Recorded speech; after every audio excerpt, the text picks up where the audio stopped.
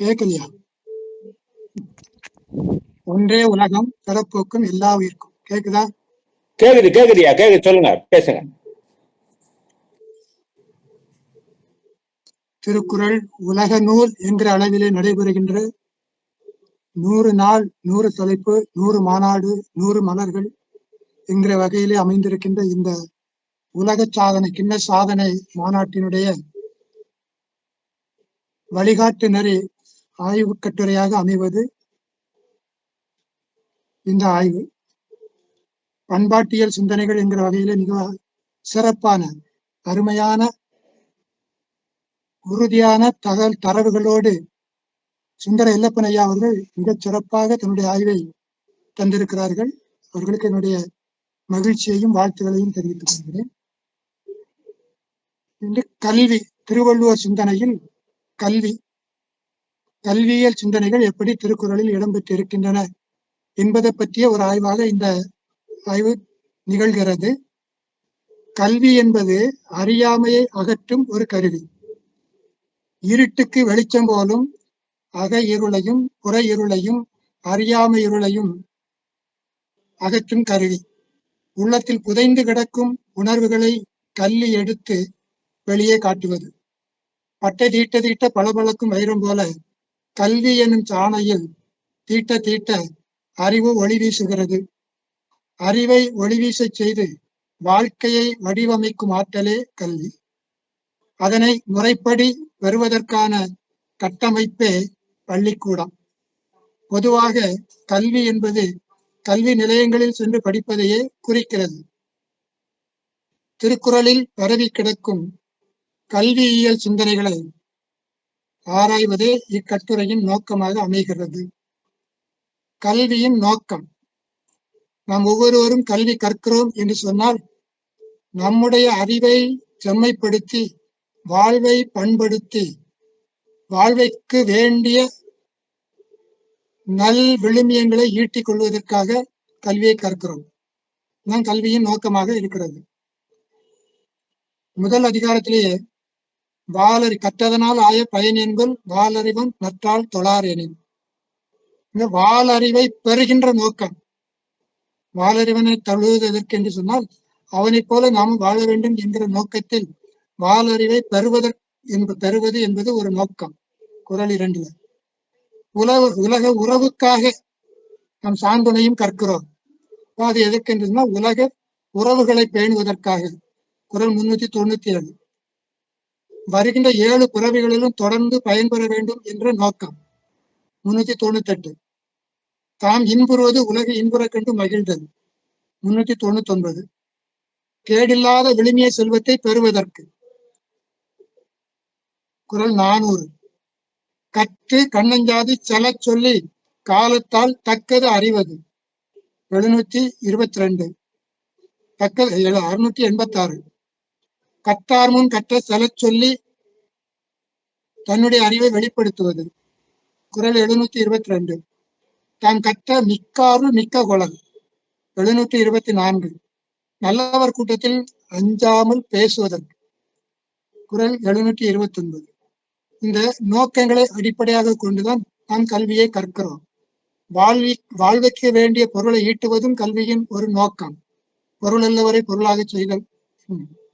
அப்போ கல்வியினுடைய நோக்கம் என்று வருகிற பொழுது வாழ்க்கைக்கு எவையெல்லாம் ஆக்கமாக இருக்கின்றனவோ அவற்றை பெறுவதற்கு கல்வி துணை நிற்கிறது. அவற்றை பெறுவதுதான் கல்வியினுடைய நோக்கம் என்று அறிகிறோம்.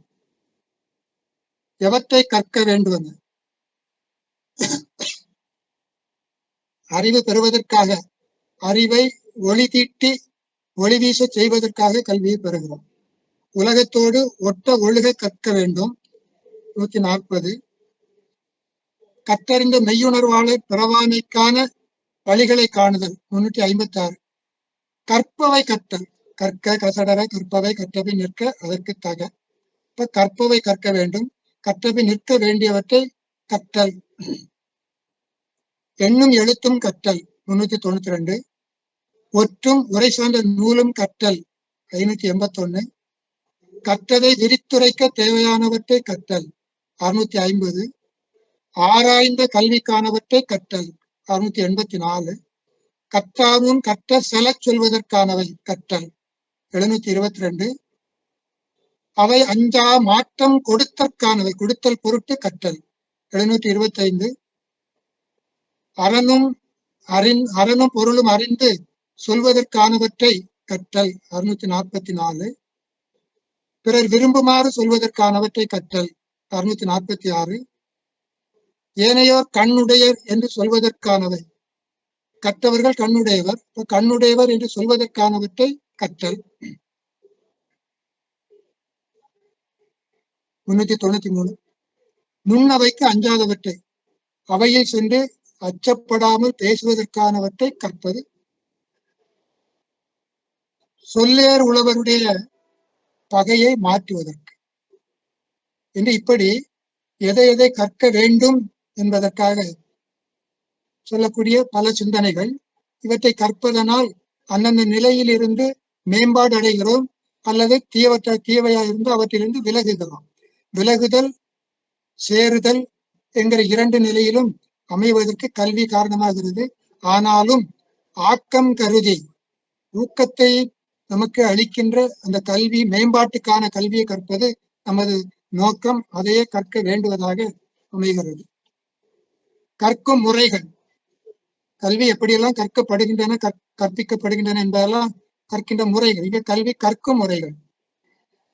கற்கும் முறைகளாக பல முறைகள் திருக்குறளில் இடம்பெற்று இருக்கின்றன. ஆனால் இப்ப இந்த முறைகள் என்பவை நேரடியாக இல்லை. அவை பெறப்படும் பொருள்கள் வழியாக இங்கே எடுத்துரைக்கப்படுகின்றன என்பதை முதலிலே சொல்லிவிடுகிறேன். கற்கும் முறைகள், இறப்பவர் போல் நின்று கற்றல். ஒன்று உடையவர் முன் இல்லாதவர் அதனை பெற ஏக்கம் கொண்டு நிற்பது போல் நின்று படித்தவர் உயர்ந்தவர். அப்படி நின்று படித்தவர் தான் உயர்ந்தவர். அப்படி படிக்காதவர் தாழ்ந்தவர். உடையார் முன் இல்லார் போல் ஏக்கற்றும் கற்றார் கடையரே கல்லாதவர் 395. சில இடங்களில் தானே கற்றல், கற்றல் முறைகள்ல இன்னும் இப்போது கூட கல்வி நிலையங்களில் பயன்படுத்தக்கூடிய பல முறைகள் இருக்கின்றன. தானே கற்றல். கற்க கசடர கற்றல் 391. கற்று அறிதல் 632. கற்று அறிந்தார் 399. 717. சொல்லின் தொகை அறிதல் 711. 721. ஓதி உணர்தல் 834. சாந்துணையும் கல்லாதவாறு 397. தொட்டனைத்தூர் மணற்கேணி 396. உலகத்தோடு ஒட்ட ஒழுக கற்றல் 140. இன்னும் 373, 823, 845 போன்ற குரட்பாக்கெல்லாம் தானே கற்கின்ற முறை.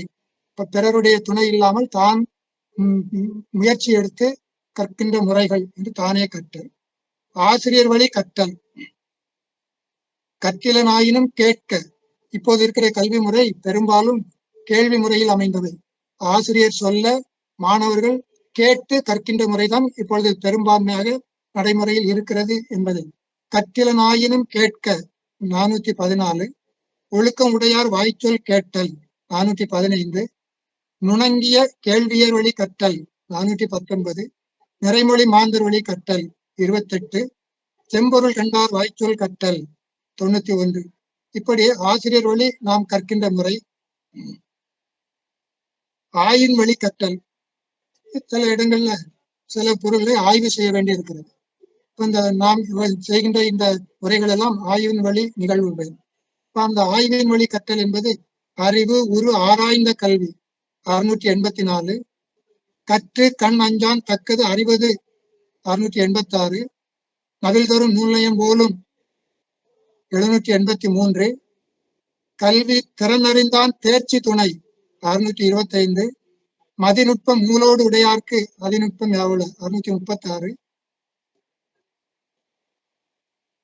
என்று இப்படி 512, 198, 353, 354, 355, 423 போன்ற குரட்பாக்கள் இந்த ஆய்வுநூலை கற்றலை நமக்கு எடுத்துரைக்கிறது. அதுக்கு அடுத்த நிலையில் பார்த்தோம்னு சொன்னா மதிப்பீட்டு கல்வி. இன்று நாம் பயன்படுத்துவது கற்பது எல்லாமே மதிப்பீட்டு வழி கல்விதான். இந்த மதிப்பீடு வழியே மதிப்பெண் பெற்று அதன் வழி தம்முடைய திறமையை வெளிக்காட்டுகின்ற நிலை அல்லது மதிப்பீட்டு கல்வி முறைதான். கற்க கசடர கற்பவை 391.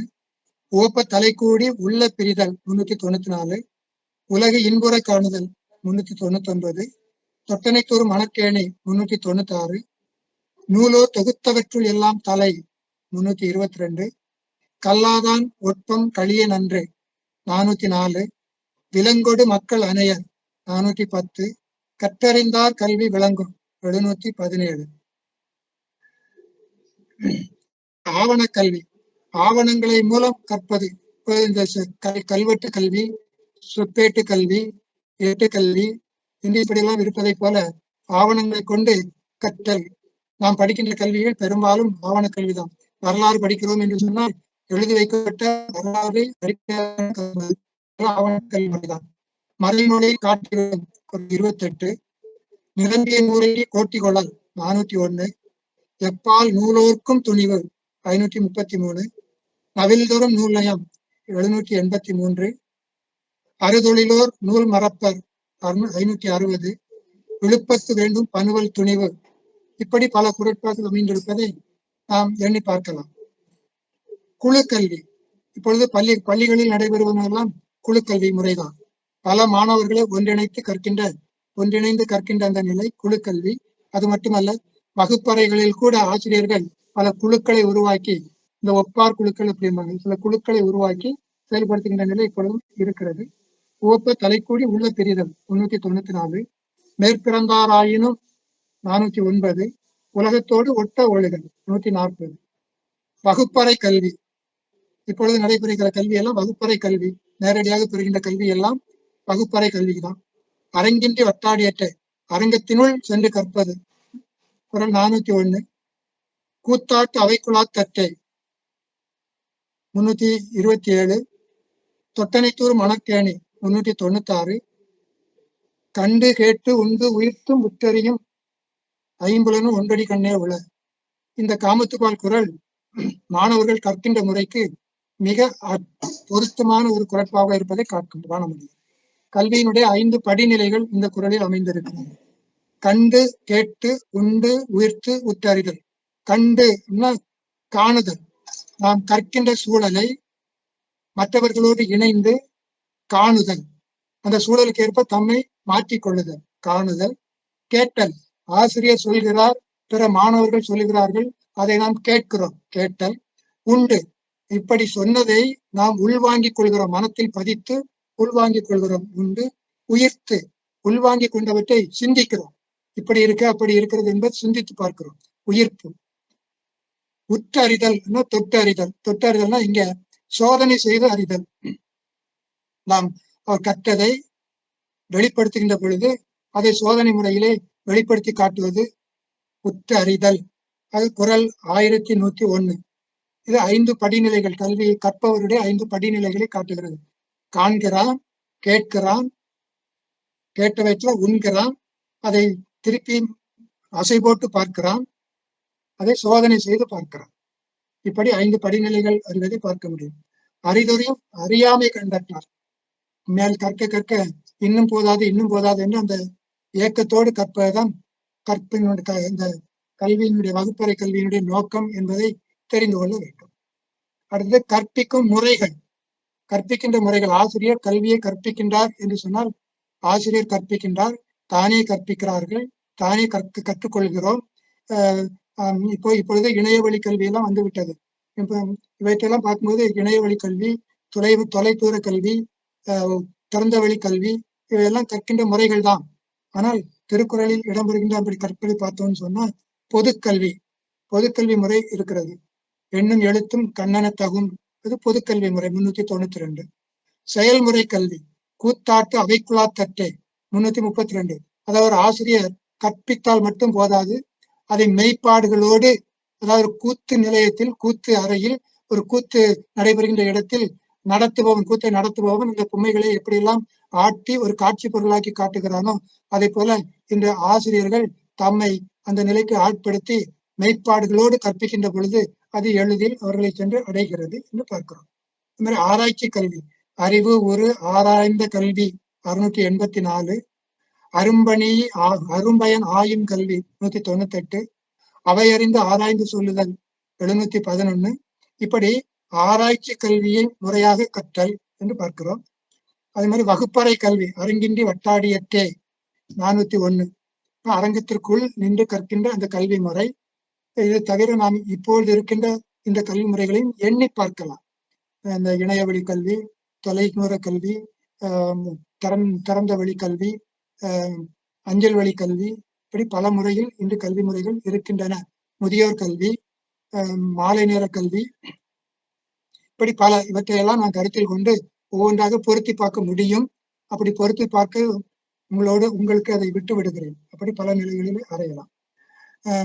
வாலறிவை பெறுவதற்கான அந்த நுட்பங்களை கற்பிக்க வேண்டும், அது ஒரு முறை. அது மாதிரி ஒழுக்கத்தை நீத்தவர் பணுவர்.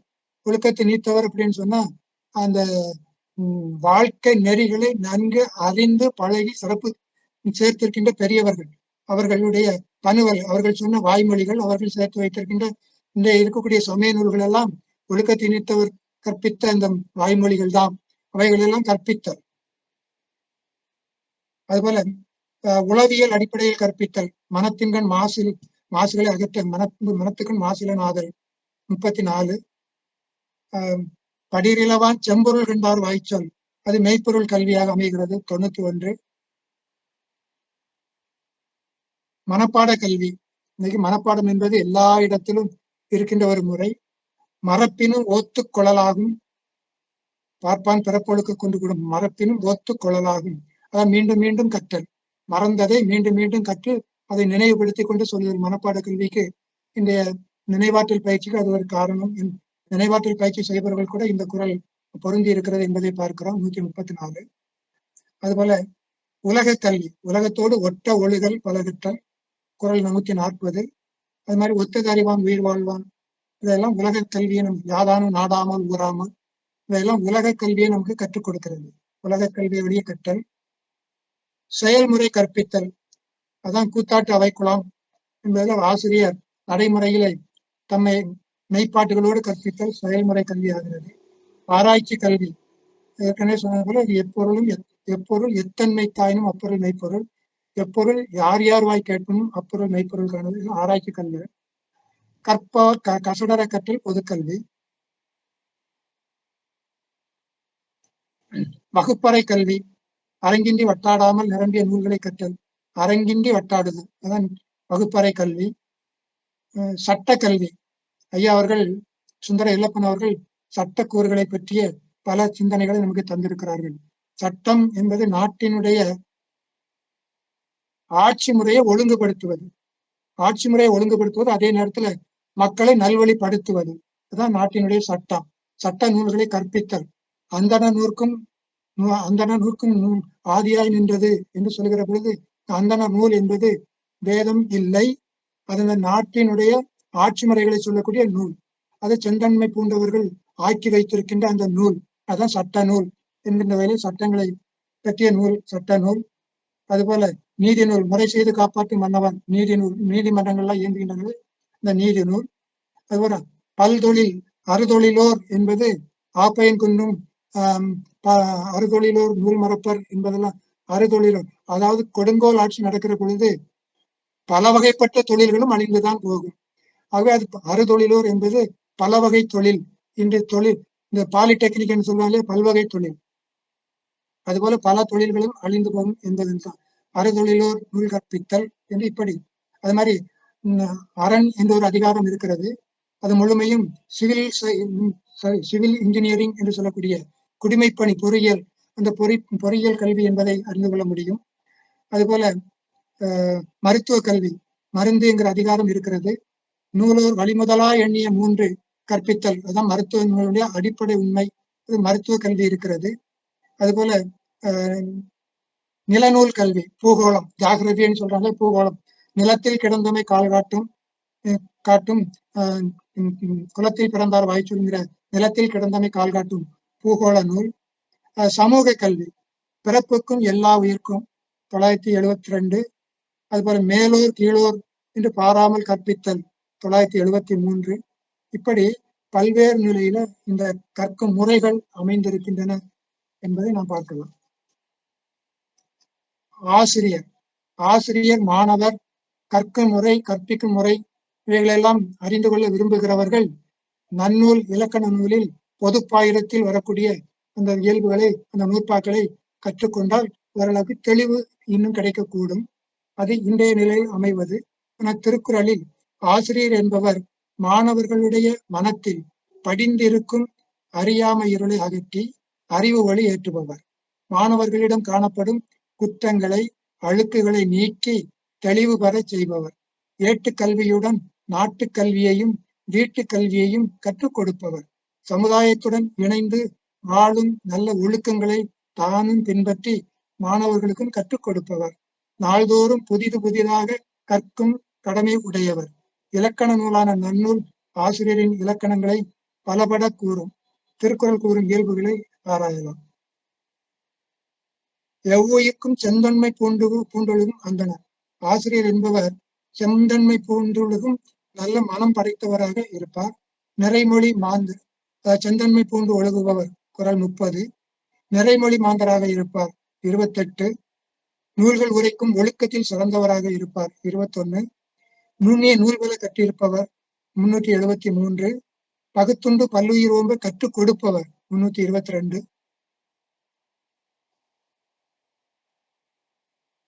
சொற்கோட்டம் ஏற்படாமல் கற்பிப்பவர் 119. ஒழுக்கத்தை உயிரினும் மேலாக பேணுமாறு அறிவுறுத்துபவர் 131. அகழ்வாரை தாங்கு நிலம் போல் பொறுமை காப்பவர். இந்த ஆசிரியரை மாணவர்கள் பலபடி பட்ட பெயர்கள்லாம் வைத்து அழைக்கிறார்கள்.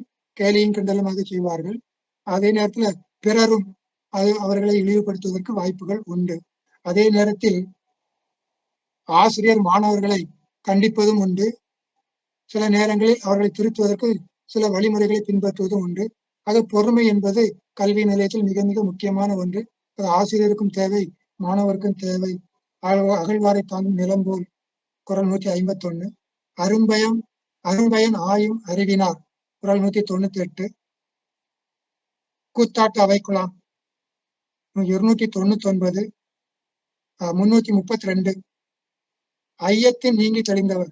தான் ஐயமர கற்றுதான் தெளிவுறவே அறிந்திடுதல் தெளிவு தரும் ஒளிந்திடுதல். ஐயமர கற்றதை பிறருக்கு எடுத்து சொல்ல முடியும். ஐயமர கற்றிருப்பவர், கற்று தெளிந்தவர் 353.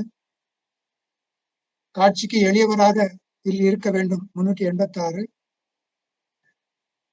என் பொருளவாக செல சொல்லி பிறர்வாய் நுண்பொருள் காண்பவர். தாம் சொன்னது கால்கூறு என்று சொன்னால் மாணவர்களிடம் இருந்து எதிர்பார்ப்பது அதை விட மேலானதாக இருக்கும். என்பொருளவாக சொல்லி பிறர்வாய் நுண்பொருள் காண்பவர் 424. கடிதோச்சி மெல்ல எறிபவர். மாணவர்களை கடுமையாக சாடுவது போல் சாடி அவர்களை கற்க செய்து மென்மைத்தன்மையை பயன்படுத்துபவர் குறள் 562. உருவு கண்டு எழாதவர். அதாவது உயர்ந்தவர், தாழ்ந்தவர், மெலிந்தவர், வலிமை உள்ளவர், குள்ளமானவர், உயரமானவர், நன்றாக கற்பவர், கல்லாதவர் என்று அந்த வேறுபாடு இல்லாமல், உருவு கண்டு இல்லாமல் எல்லோரையும் சமமாக கருதக்கூடிய அந்த மனம் படைத்தவராக இருப்பார். பொருள், கருவி, காலம், வினை, இடனோடு 5 எண்ணிச் செய்பவர். மாணவனுடைய, அதாவது கல்வி கற்பிக்கின்ற அந்த கால சூழல், சுற்றுச்சூழல், மாணவர்களுடைய இயல்பு என்று இவற்றையெல்லாம் கருத்தில் கொண்டு கற்பிப்பவர். பயில் தரும் பண்புடையாளர்.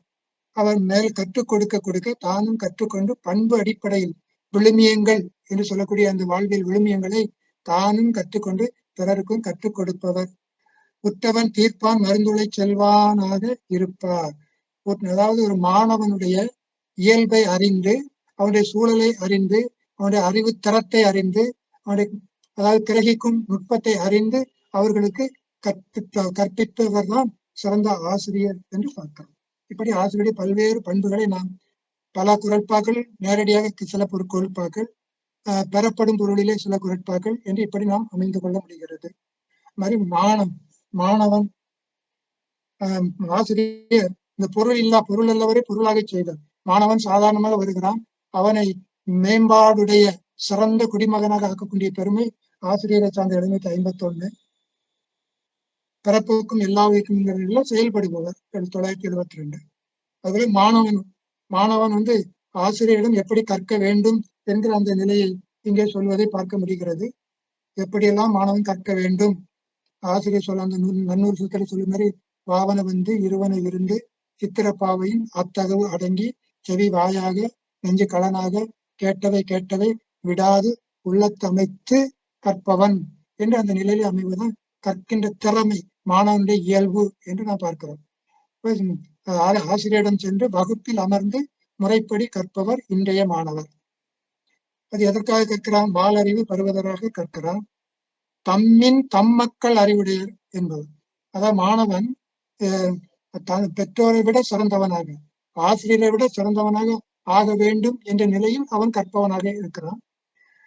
அப்போ வறிய, அதாவது பிறரிடம் சென்று இரத்தலை போல ஆசிரியரிடம் சென்று நின்று, அதாவது ஏக்கத்தும் கற்றார் கரையரே கல்லாதவர் என்பதை போல ஏக்கத்தோடு நின்று கற்கின்ற அந்த நிலை, வறியவரால் போல் இருந்து கல்வி பெற வேண்டும். ஏன்னா ரொம்ப வறுமையில் இருப்பவன் எப்படியேனும் கற்று முன்னேற வேண்டும் என்று அக்கறையோடு கற்பான். நல்ல திறமையோடு செல்வ வளத்தோடு இருப்பவன் அவனுடைய ஆடம்பரத்தை தான் காட்டுவானே தவிர இவனை விட அவனுக்கு அக்கறை குறைவாக இருக்கும் என்கிற அந்த நிலையில வறியவரா போல் இருந்து கல்வி பெற வேண்டும். 221 கூத்தாட்டு அவைக்குளம். கூத்தாட்டு அவை குளத்துக்குள் மாணவர்கள் செல்வதை போல சென்று, அதாவது அங்கே என்ன நடக்கிறது என்பதை உற்று அறிந்து கொள்வதற்காக அவை குளத்துக்குள் செல்வதை போல இந்த மாணவர்கள் ஆசிரியரிடம் கற்பதற்காக செல்ல வேண்டும், சென்று கற்க வேண்டும். இருக்கின்ற ஐயங்களை ஆசிரியரிடம் கேட்டு தெரிந்து கொண்ட ஐயத்தை நீங்கி தெளிய கற்க வேண்டும். அதுவும் எப்பொருள் எத்தன்மைத்தாயினும் எப்பொருள் யார் யார் வாயினும் என்பதன் ஐயத்தை நீங்க தெளிய கற்பவர் 353. கற்பவை கசடர கற்பவர் 391. எண்ணும் எழுத்தும் கற்பவர் 392. எண்ணும் பொதுக்கல்வி கற்பவர். ஒவ்வொரு துறைக்கும் தனித்தனியாக கல்வியின் முறை இருப்பது என்பதை நான் இப்பொழுது பார்க்கிறோம். குருகல கல்வியில் எல்லா வகை கல்வியும் ஒருவர் கற்றுக் கொடுத்தார். அதுக்கு பின் வந்த ஓராசிரியர் பள்ளியில் எல்லா கல்வியும் ஒரு ஆசிரியரே கற்றுக் கொடுத்தார். அதுக்கு பிறகு இப்பொழுது இருக்கின்ற ஒவ்வொரு பாடமுறைக்கும் ஒரு ஆசிரியர் என்கிற வகையிலே தனித்தனியான முறைகள். இப்படி காலப்போக்கில் ஏற்பட்ட வளர்ச்சி மாற்றங்கள் என்பதை நாம் காண முடிகிறது. கண்ணுடையவர் என்று சொல்லும்படி கற்பவர். உடையவர் முன் இல்லார் போல் ஏக்கற்றும் கடையரே கல்லாதவர். ஏற்கனவே சொன்னது போல உடையவர் முன் இல்லாதவர் சென்று அதை பெறுவதற்கு ஏக்கத்தோடு நின்று நிற்பதை போல ஆசிரியரிடம் சென்று மாணவன் கற்க வேண்டும் என்கிற அந்த நிலை இதை கூறப்படுகிறது. அந்த உடையார்முன் இல்லார்கள் 395. யாதான நாடாமல் ஊறாமல் என்னும் அந்த உணர்வை பெறுவதற்காக பல்மொழி கல்வி, பல்துறை கல்வி, பல மொழி கல்வி, பல நாட்டு கல்வி என்று பல்வேறு நிலையில் இருக்கின்ற அந்த கல்விகளை எல்லாம் கற்பவன் தான் மாணவன். யாதான நாடாமல் ஊறாமல் 397. அரங்கில் வட்டாட கற்பவர் 401. விலங்கிலிருந்து வேறுபட இலங்கு நூல் கற்பவர் 410. மேற்பிறந்தார் கீழ்பிறந்தார் என்ற வேறுபாடுகள் நீங்க கற்பவர் 409. எனைத்தாலும் நல்லவை கேட்க கற்பவர் 416. பருவத்தோடு ஒட்ட ஒழுகலை கற்பவர். பருவம், மாணவர் பருவத்தில் கற்க வேண்டிய பருவம் மாணவர் பருவம். அந்த மாணவர் பருவத்தில் கற்க வேண்டியவற்றை கற்க வேண்டும். இளமையில் கல்வி, சிலையில் எழுத்து என்பார்கள். அந்த இளமையிலே கற்க வேண்டியவற்றை கற்க வேண்டும் என்பதுதான் பருவத்தோடு ஒட்ட கற்கக்கூடியவராக இருப்பார். பொறியின்மை, பருவத்தோடு ஒட்ட ஒழுகல் குறள் 482. பொறியின்மை பழியின்மை அறிந்து கற்பவர். பொறியின்மை என்பது பழி இல்லை, இருக்கின்ற பொறிகளை எப்படி பயன்படுத்தி மேலும் சிறப்படைய முடியும் என்பதை அறிந்து கற்பவர். குறள் 618. கற்றதை இன்னருத்து நாறாமலையன் கற்றதை விரித்துரைக்க கற்பவர் 683. அவையறிந்து ஆராய்ந்து சொல்ல கற்பவர் 711. நவில் தரும் நூலையும் போலும் 783. பிணியும் அளவும் காலமும் அறிந்து தீர்க்க கற்பவர். அதாவது இருக்கக்கூடிய சிக்கல்களை தீர்ப்பதற்காக கல்வி கற்கிறார் என்கிற நிலை. கண்டு கேட்டு உண்டு உயிர்த்து ஏற்கனவே அதனுடைய விளக்கத்தை சொல்லி இருக்கிறேன். மாணவன் அவனுடைய படிநிலை 5. அந்த படிநிலை வளர்ச்சிப்படி அவன் கற்றல் கண்டு கேட்டு உண்டு உயிர்த்து உற்றறிதல் என்கிற கல்வி முறையை அவன் பின்பற்றுகிறான். ஆசிரியர் மாணவர் இடையே ஒரு உறவு நிலை, தொடர்பு இருக்கிறது. அந்த தொடர்பு எப்படிப்பட்டதாக இருக்கும் அப்படின்னு பார்த்தா, குருவுக்கும் சீடனுக்கும் இடையே, ஆச்சாரியாருக்கும் சீடனுக்கும் இடையே உள்ள ஒரு தொடர்பு, பெற்றோருக்கும் மாணவனுக்கும் இடையே உள்ளதை போல ஆசிரியருக்கும் மாணவர்களுக்கும் இடையே இருக்கிற தொடர்பு. அது தம்மின் தம்மக்கள் அறிவுடைமை, குறள் 68. பெற்றோர் தம்மை விட தம் மக்கள் உயர்ந்தவர்களாக இருக்க வேண்டும் என்று நினைக்கிறார்கள். ஆசிரியர்களும் தம்மை விட தம்முடைய மாணவர்கள் உயர்ந்தவர்கள் என்ற நிலையிலே அவர்கள் அமைய வேண்டும் என்று எதிர்பார்க்கிறார்கள். அதுபோல இந்த விருந்தோம்பல் ஒரு குறள் வருகிறது. வந்த விருந்தினரை ஓம்பி இனி வருகின்ற விருந்தினருக்காக காத்திருப்பவர் நல்ல விருந்தினர், நல்ல விருந்தோம்பல் செய்யக்கூடியவர். அந்த குறளை அப்படியே பார்த்தோம்னா, அந்த மாணவர்கள் இப்பொழுது இருக்கிற ஒரு வகுப்பறை மாணவர்கள் ஒரு ஆண்டு தங்கி இருக்கிறார்கள். அவர்கள் படிப்பதை படித்துவிட்டு அடுத்த ஆண்டு அடுத்த வகுப்புக்கு மாறி செல்கிறார்கள். அதே நேரத்தில் பிற வகுப்பிலிருந்து புதிய மாணவர்கள் வந்து சேர்கிறார்கள். இப்ப வருகிற மாணவர்களை எதிர்நோக்கிறார்கள். இப்ப இருக்கிற படித்த மாணவர்களை உயர்வுக்கு வகுப்பு உயர்வுக்கு அனுப்புகிறார்கள். புதிய மாணவர்களை எதிர்பார்த்து காத்திருக்கிறார்கள். அவங்க வந்த மாணவர்களை வரவேற்று செல்கின்ற மாணவர்களை உபசரித்து அனுப்புகின்ற அந்த வாழ்க்கை உடையவர்கள். வருவிருந்து ஓம்பி செல்விருந்து பார்த்திருப்பான் நல்விருந்து வானத்தவர்க்கு குறள் 86. அது மாதிரி இந்த மரப்பின் ஓத்துக்கொள்ளலாகும் அப்படின்னு சொன்னா, அதான் ஏற்கனவே சொன்னது போல திரும்ப திரும்ப கற்றுக் கொடுத்தல் மரப்பின் ஓத்துக்கொள்ளலாகும் என்கிற அந்த மனப்பாட கல்வியா இருந்தாலும் சரி, மீண்டும் மீண்டும் கற்று தெளிதலாக இருந்தாலும் சரி, நூல் நயம் பெறுவதற்காக கற்பவராக இருந்தாலும் சரி, கற்ற பாடங்களை மறந்தாலும் திரும்ப திரும்ப கற்பித்து அவர்களை நினைவூட்ட வேண்டும். அது ஆசிரியருடைய நிலை. அப்போ அந்த கற்பித்தலை மீண்டும் நினைவூட்டுகின்ற அந்த நிலை. அது அகழ்வாரை தாங்கு நிலம். ஆசிரியர்கள் மாணவர்களை சில நேரங்களில் கடுமையாக கண்டிப்பார்கள். அதே நேரத்தில் மாணவர்கள் ஆசிரியர்களை வெறுப்பார்கள், வேறு ஒரு வகையில தூற்றுவார்கள். அதெல்லாம் இல்லை. அப்ப இப்படி இருந்தாலும் அப்படியெல்லாம் இல்லாமல் அகழ்வாரை தாங்க நிலம் போல பொறுமை காக்க வேண்டும். அகழ்வாரை தாங்க நிலம் போல காத்து வாழ்கின்ற அந்த நிலை குறள் 151. மாணவர்கள் விளங்கிக் கொள்ளவும் மனத்தில் பதித்துக் கொண்டு செயல்படவும் நடைமுறை கல்வி, அதான் கூத்தாட்டு அவைக்குழாம் கட்டு, செயல்முறை கல்வியை கற்றுக் கொடுக்க வேண்டும். ஆசிரியர் மாணவர்கள் நண்பர்களைப் போல பழகி அவருடைய உறவுகளை வலுப்படுத்திக் கொள்ள வேண்டும். ஓப்ப தலைக்கூடி உள்ள பிரிதல் 394. நம்ம கொடுப்பவர் ஏற்பவர் என்கிற வகையில் உடையார் முன் இல்லார்போல் இயக்கற்றும் கற்றார் 395. உலக உணர்வு உடையவராக தாம் இன்புறது உலக இன்புற கண்டு 399. ஆசிரியர் மாணவர் தொடர்பு என்பது படிக்க படிக்க நல்ல நூலின் சிறப்புகள் உயர்ந்து இன்பம் தருவது போல பழக பழக பண்புடைய நட்பை இன்பம் தருவதை போன்றது. நவில்தோறும் நூலையும் போலும். 783. ஆசிரியருக்கு மாணவர் மீது பற்றும் பாசமும் அக்கறையும் இருக்க வேண்டும். அதே நேரத்தில் மாணவரும் ஆசிரியர் மீது மதிப்பும் மரியாதையும் கொண்டிருக்க வேண்டும். குறள் 890. உடம்பாடு, அதாவது உடம்பாடு இல்லாத ஒரு வாழ்க்கை குடங்கருள் பாம்படு உடனுரை தற்று. மாணவனுக்கும் ஆசிரியருக்கும் அந்த உடன்பாடு இல்லாத நிலை இருந்தால், அவர்கள் ஒருவரை வஞ்சித்துக் கொண்டிருந்தால், அந்த ஆசிரியரை மாணவனும் மதிக்க மாட்டான், அந்த மாணவனை ஆசிரியரும் பொருட்டாக மதிக்க மாட்டார். அப்படி இல்லாமல் ஒரு சிறந்த நிலையை உருவாக்க வேண்டும் என்பதுதான் உடன்பாடு இல்லாத ஒரு வாழ்க்கை. குறள் 890. ஆசிரியர் எல்லா மாணவர்களையும் வேறுபாடு இல்லாமல், அதாவது ஜாதி இன மத வேறுபாடு இல்லாமல், உயர்வு தாழ்வு கருதாமல் ஒரே நிலையில் கருத வேண்டும். பிறப்புக்கும் எல்லாவிற்கும். 972. மேலிருந்து மேலெல்லார் மேலர் 973. இப்படி அறிந்து அவர்களை சமமாக கருதி கல்வியினை கற்பிக்க வேண்டும் என்பது ஆசிரியருடைய நிலை என்று பார்த்தோம். எல்லாருக்கும் கல்வி, எல்லாருக்கும் கல்வி, எல்லா கல்வியும் என்கிற அந்த 2 நிலை உண்டு. இப்பொழுது எல்லா கல்வியும் எல்லாருக்குமான கல்வியாக மாறி இருப்பதை நாம் பார்க்க முடியும். அந்த எல்லாருக்கும் கல்வி என்கிற இடத்துல இங்கு வேறுபாடு இல்லை. உயர்ந்தவர் தாழ்ந்தவர், ஆண் பெண், ஏழை பணக்காரன், தாழ்ந்தவன் உயர்ந்தவன் என்கிற அந்த வேறுபாடெல்லாம் இல்லாமல் எல்லோருக்கும் கல்வி என்பதுதான் திருக்குறள் வலியுறுத்துகிறது.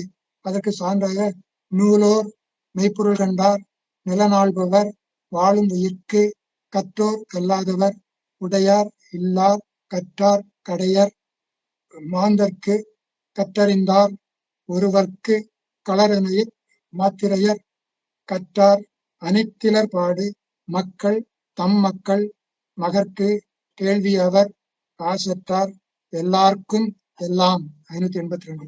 இப்படி பொதுப்பட எல்லாருக்கும் கல்வி என்கிற வகையிலே பொது கல்வியை திருக்குறள் வலியுறுத்துகிறது. எல்லோருக்குமான கல்வியைத்தான் திருக்குறள் வலியுறுத்துகிறது என்பதை நாம் பார்க்கிறோம். எல்லாருக்கும் பொதுவாக கற்க, எல்லா நிலைக்கும் அடிப்படையாக இருப்பது கற்க, கற்பவை, கற்றவை, நிற்க அதற்கு தக. 399. எல்லாருக்கும் எல்லாம் நிகழ்பவை, எல்லாரும் கற்க வேண்டும் என்ற நிலையை தருவது 582. எல்லாருக்கும் எல்லாம் என்கிற எல்லா கல்வியும் எல்லாருக்கும் உரியது என்ற நிலையிலே எல்லாருக்கும் கல்வியை பயன்படுத்த வேண்டும் என்று உரைப்பதை பார்க்கிறோம். அடுத்த நிலையில் நாம் பார்த்தோமானால் கல்வியின் பயன்கள். கல்வியின் பயன்கள் என்று பார்த்தால், இன்று நாம் இந்த ஆய்வரங்கத்தை நடத்தி கொண்டு இருக்கிறோம் என்று சொன்னால் அதுவும் கல்வியின் பயன்தான். எல்லோரும் ஒரு இடத்தில் ஒரு இணையத்தில் அமர்ந்து கேட்கின்றோம், சொல்கின்றோம், பேசுகின்றோம் என்று சொன்னால் அது கல்வியின் பயன்தான். பயன்கள் இந்த உலகத்தை நவீன உலகமாக ஆக்கிக் கொண்டு இருப்பது கல்வி. கல்வி இல்லை என்று சொன்னால் இன்றைய நாகரிக பண்பாடுகளை, நாகரிகம் பண்பாடு என்கிற இந்த உயர்ந்த நிலை நாம் பெற்றிருக்க முடியாது. கல்வியின் பயன் மிக பெரிது. நம் மக்களை மக்களாக்கி காட்டுவது என்று சொன்ன இளங்கோடு மக்கள் அணையர், இளங்குநூல் கற்றாதோடு ஏனையவர் என்கிற அந்த நிலையிலிருந்து நாம் பார்க்கிற பொழுது அந்த கல்வி எவ்வளவு சிறப்புடையது, உயர்ந்துடையது, பயனுடையது, சிறப்பு தருவது, பெருமையை தருவது, புகழை சேர்ப்பது என்று இப்படி எல்லா வகையான ஆக்கங்களுக்கும் கல்வி அடிப்படையாக இருக்கிறது என்று நாம் பார்க்கிறோம். கல்வியினுடைய பயன்கள் ஏராளம் என்றாலும் திருக்குறளிலே சிலவற்றை காணலாம். கற்றதனால் ஆய பயன் என்கிற வாலறிவை கற்கிறோம். வாலறிவை பெறுவதற்காக கற்கிறோம். அப்ப கல்வியினால் வாலறிவு பெறுகிறது. தம்மக்கள் அறிவுடையவராக ஆக்குகிறது. தகுதி என ஒன்று வரையறுக்க செய்கிறது. இப்ப எல்லா நிலையிலும் எல்லாரும் ஒரே நிலையில் வாழ்கின்ற சூழ்நிலை, பொருளாதார ஏற்றத்தாழ்வு, கல்வி தரம், அதாவது நுண்ணறிவினுடைய திறம், நுண்ணறிவினுடைய அளவு, இவற்றையெல்லாம் பொறுத்து ஒரே மாதிரி எல்லோரும் இருப்பதில்லை. ஆக அவற்றை அவர்களை தாழ்நிலையில் இருப்பவரை உயர்த்துவதற்காக அவர்கள் மேலும் மேலும் கற்க வைத்தல் அல்லது எல்லோருக்குமான வாய்ப்புகளை வழங்குதல் என்கிற இந்த தகுதி என ஒன்றை வரையறுக்க கல்வி காரணமாக இருக்கிறது. இது மாதிரி சொற்கோட்டம் இல்லாத செப்பத்தை தருகிறது கல்வி. சமன் செய்து சீர்தூக்கும் கோல் போல் அமைந்து செயல்படுகின்ற வாய்ப்பை தருகிறது. தகுதி என ஒன்று வரையறுக்க 111, சொற்கோட்டம் இல்லாத 119, சமன் செய்து சீர்தூக்குதல் 118, அதுபோல உலகத்தோடு ஒட்ட ஒழுகை செய்தல் குறள் 140, அரும்பயன் ஆய்வு தருபவற்றை ஆய்ந்து கற்க செய்வது 198. எல்லா வகையான ஆராய்ச்சிகளுக்கும் கல்விதான் அடிப்படை. அது மொழி ஆராய்ச்சியாக இருந்தாலும் சரி, தொழில் ஆராய்ச்சியாக இருந்தாலும் சரி, அறிவு ஆராய்ச்சியாக இருந்தாலும் சரி, அறிவியல் ஆய்வாக இருந்தாலும் சரி, மெய்ப்பொருள் ஆய்வாக இருந்தாலும் சரி, எல்லா வகையான ஆய்வுகளுக்கும் காரணமாக இருப்பது கல்வி. பிறர்படும் துன்பத்தை தன் துன்பமாக நினைக்க செய்கிறது. மனித நேயம் என்கிற அடிப்படையில் கற்றுத்தருவது கல்வி 315. ஐயத்தை நீக்கி தெளிவை தருகிறது கல்வி 353. எப்பொருள் யார் யார்வை கேட்பினும் எப்பொருள் எத்தன்மை தாயினும் ஆராய்ச்சி கல்வி. அதற்கு அதை கற்றுக் கொடுப்பது கல்வி. கற்றறிந்து மெய்ப்பொருள் காண செய்கிறது. மெய்ப்பொருள் பலரும் காண்கின்றார்கள் என்றாலும் அது அணுகுமுறையை தருவது, மெய்ப்பொருளை காண்பதற்கான அணுகுமுறையை நமக்கு கற்றுத் தருவது கல்வி என்று பார்க்கிறோம். நுண்ணிய நூல் அறிவுடன் உண்மை அறிவை உணரச் செய்கிறது. நுண்ணிய நூலறிவு இருக்கிறது என்பதை நமக்கு உணரச் செய்வது இந்த கல்வி அறிவு தான்.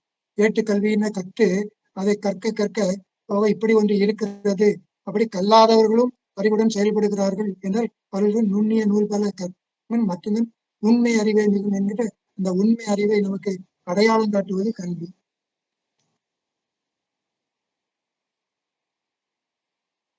நுண்ணிய நூல் அறிவு குறள் 373. யாதும் ஊரே யாவரும் கேளீர் என்பதை போல யாதும் யாதானும் நாடாமல் ஊராமல் என்கிற அந்த உணர்வை தருவது கல்வி 397. ஒருமையில் கற்ற கல்வி எளிமையும் பெருமை தருகிறது 398. தம்மை போல் உலகும் இன்புறுதல் கண்டு மகிழச் செய்கிறது 399. செல்வங்களுள் கேடில்லாத உயர்ந்த செல்வம், கேடில் விழிச்செல்வம் கல்வி 400. கீழ்பிறந்தவனையும் கல்வி மேலோன் ஆக்குகிறது குறள் 409. மாக்களை மக்களாக்கி காட்டுகிறது. இளங்கு நூல் கற்றாரோடு ஏனையவர் 410. நாட்டு நடப்பை அறிந்து நல்லாட்சிக்கு வழிகாட்டுகிறது. நையாதானும் நாடாமல். நூலாரும் நூல் வல்லவனை உருவாக்குகிறது. 683. காலத்திற்கு தக்கபடி செயல்படும் தூதுவனை உருவாக்குகிறது. குறள் 686. பலருக்கும் பயன்படும் கற்றாருள் கற்றாரை உருவாக்குகிறது. அதாவது மாணவர்களுக்கு ஆசிரியரை உருவாக்குவதை போல, ஞானிகளை உருவாக்குவது போல, அறிஞர்களை உருவாக்குவது போல, மேம்பட்ட மாணவர்கள் கற்கின்ற மாணவர்கள் மட்டுமல்ல, மனிதர்களும் கற்கின்ற நல்ல சிந்தனைகளை, அறச்சிந்தனைகளை, அறிவியல் சிந்தனைகளை தருகின்றவர்களை உருவாக்குகிறது என்று குறள்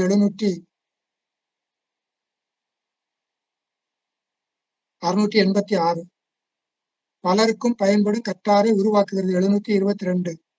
அவையெஞ்சா மாற்றம் கொடுப்பதற்காக அவையில் கேட்டு அச்சமில்லாமல் அதற்கு பதில் சொல்லக்கூடிய அந்த திறமையை கற்கச் செய்வது கல்வி. 725. நூலுடன் நுண்ணவைக்கு அஞ்சாமையை தருவது. பல நூல்களை கற்பதனால் தெளிவு கிடைக்கிறது. அந்த ஐயம் அகன்றுகிறது. அதனால் தெளிவு கிடைக்கிறது. எந்த அவையையும் சந்திக்கக்கூடிய ஆற்றல் கிடைக்கிறது. அதான் குறள் 726, 727, 728.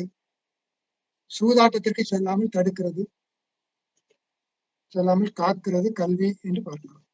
இப்படி கல்வியினுடைய பயன், சில பயன்கள் தான் சொல்லப்பட்டிருக்கிறது. திருக்குறளில் சொல்லப்பட்டிருக்கின்ற ஆக்கங்கள் அனைத்தும் கல்வி தருவதுதான்.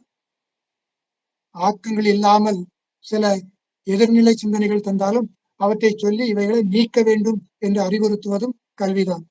கல்வி முழுமையாக சிந்திருப்பதை நாம் பார்க்க முடிகிறது. ஒன்றை தெரிந்து கொள்ள வேண்டும். கல்வி, கற்றல், படித்தல் என்கிற எந்த சொல்லும் காமத்துப்பாலில் இடம்பெறவில்லை. அதே காரணம், இந்த கல்வி என்பது அறிவு வயப்பட்டது. காமத்துப்பால் என்பது வாழ்க்கை நிலையினை நம் உணர்ச்சியின் மூலம் புரிந்து கொள்ள வைப்பது. ஆக அந்த கல்வியில காமத்துப்பாலே கல்வி என்கிற சொல்லோ அந்த எல்லாம் இடம்பெறவில்லை என்று சொன்னாலும், காமத்துப்பால் தலைவரும் தலைவரும் நன்றாக கற்றவர்கள், மிகச் சிறப்பான அறிவுடையவர்கள். ஆகவே கல்வி என்பதை அங்கே புகட்டாமல் வாழ்க்கை கல்வி என்பதை வகுத்து காட்டுவதாக, அகப்பொருள்களை வகுத்து காட்டுவதாக அந்த காமத்துப்பால் இருக்கிறது என்பதை நாம் புரிந்து கொள்ள வேண்டும். அடுத்தது கல்வியியல் மேலாண்மை. மேலாண்மை இயல் என்பதை பற்றி, பண்பாட்டியல் மேலாண்மை பற்றி சுந்தரன் எல்லப்பன் அவர்கள் மிகச் சிறப்பாக பல மேலாண்மை கூறுகளை எடுத்து காட்டினார்கள். அதாவது ஆளுமை பல என்பதன் அடிப்படையில் அமைவது மேலாண்மை. Person, ability, personality. அதான் ஆளுமை. ஆள் திறமை, ஆளும் திறமை, ஆளுமை. அந்த மேனேஜர், மேனேஜ்மெண்ட் என்று வருவதை போல மேலாண்மை. மேலாண்மை பல, ஒவ்வொரு துறைக்கும் மேலாண்மை உண்டு. ஒவ்வொரு துறையிலும் மேலாண்மை இல்லாத துறையே கிடையாது.